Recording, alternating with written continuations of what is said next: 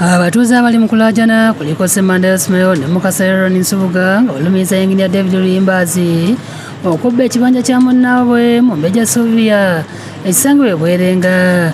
Bagamba nti Mumbejja yagula ekibanja kino ku mugenzi Beswell Nsubuga mu mwaka wa 2012 n'akiteekako abakikuuma n'okulundirako ebisolo bye era ng'aludde ng'akolerako okutuuka lino jjo ly'abalamu Engineer Luyimbazi lwe basumbuye. Tuba tuli awo abakana ne bajja nti ttaka lyaffe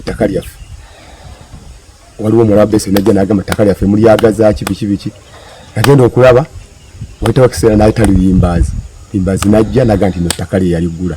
Bagamba nti ono yakutabawerako n'abasibisa mu makomera nga ne Mumbejja tamutwaliddemu kyebagamba nti akubanyigiriza nga balaze n'ensala engeri ezikyusibwamu. Twali wano tukuuma ettaka lya Mumbejja Sylvia ne bajja wano abapoliisi ne batwala ebintu wavawo ababbi nabo ne bayingirawo ne batuganya ne batwala baganda bange abo 5 be twajja nabo waliwo embuzi nga 15 ne bazitwala. Bagamba nti Luyimbazi yaleetebwa muwala wa Beswell Nankwangu Catherine nga kati bano baagala okubagobako ne basaba minisita y'eby'ettaka ne bama Nabbanja sako President Museveni okuyingira mu nsonga zaabwe. Jjajjaffe Beswell yayina ettaka lino lyonna lyali lyaffe.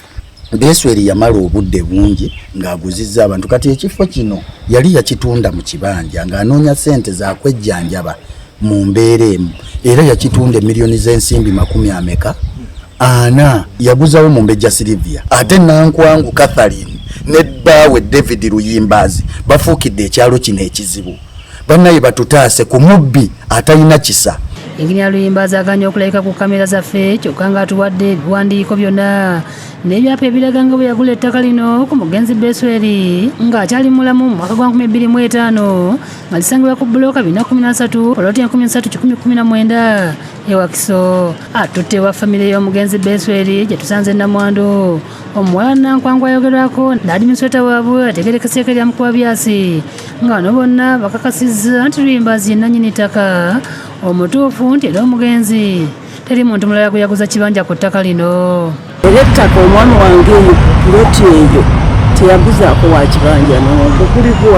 Tekuli. Ate omukyala gwe bayita Sylvia Mumbejja Sylvia simumanyi. Ettaka eryo teribeerangako mutuuze yenna wa kibanja okuggyako Beswell ne mukyala we n'abaana. Bano era beeganye Mumbejja Sylvia nti bamulabangako ku ttaka okutuusa lwe yavuddeyo okweyita ow'ekibanja nga yeegase n'abamu ku baana ba Beswell ababakyala abalala. Naye nammwe muteeberezeemu omuntu yafa 2015 yaga nti yagula 2010 netwabye olumbe muki nekyokka avuddeyo kati okujja okubanja ettaka okulituulako. Agamba nti yateekako omukuumi we alibaddeko okuva 2012. Oyo omuyaayi balabudde okwesonyiwa ettaka lya Luyimbazi kubanga bavudde wala naye nga famire nga bakwatagana bulungi nga zaalwanagana ne bayisa ababbi. Era nze mu statement yange nabagamba ndi caretaker wa ttaka ki wa ttaka eryo. Banze nali ndiidinze engine okujja okugula ku mugenzi taata wange Beswell Nsubuga. Teri kintu kimu kyonna omwami wange kyeyakolanga ku by'ettaka ne bwe nabanga siriiwo era ng'ajja n'ambuulira. Akakiiko akola ku nsonga z'ettaka ka State House Land Directorate kayingidde mu nsonga z'ettaka erikayanirwa ab'Oluganda e Buddo mu Kyengera Town Council. Balumiriza omusika Frederick Kabanda okukolagana ne bayise bannakigwanyizi okwekomya emmaali ya kitaabwe yafa mu mwaka wa 1999 n'aleka ettaka yiika 2 okulinda essomero nti era nga yaleka ebyobugagga byawandiisa mu kampuni emu okusobola okubayamba bonna ng'abaana tewabula muganda waabwe byonna yabyeza. Yes. Company yandibadde muffe abaana as the shareholders. What he did, he also put there abazukulu. Whereby abazukulu bonna bonna abasinga bali ku side ye cause baana b'abaana be nakukimu.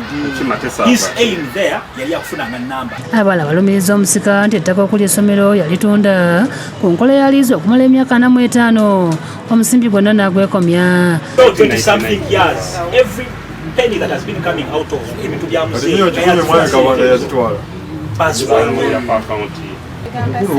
is in the same bed with this gentleman here. tuyambe tufa ya suffocating kati olaba ali mu kuzimba bintu ku ttaka lyaffe tetulina kye tumanyi. Munnabateeka w'akakiiko kano Nathan Bwogi ategeeza nti bakizudde nti omusika ebintu ebikola mu lukujjukujju n'amuwa amagezi okukwatagana ne banne okugonjoola ensonga. Zenga zimmanyi nga gyenkwatamu ensonga zange muzze mu ndaba. Bano abalopa mu State House balina obulumi bw'amaanyi ensonga teggwa muganda waabwe ali mu kukumpanya. Kyokka ate obuzibu buli ateeka abaana b'abantu mu katyabaga kubanga wano lyali ssomero ly'omugenzi kitaabwe naye ate ono omwana gwe bayita Kabanda kigambibwa nti yakola obukumpanya. Kabanda ayogerwako olukiiko kalwebalamye.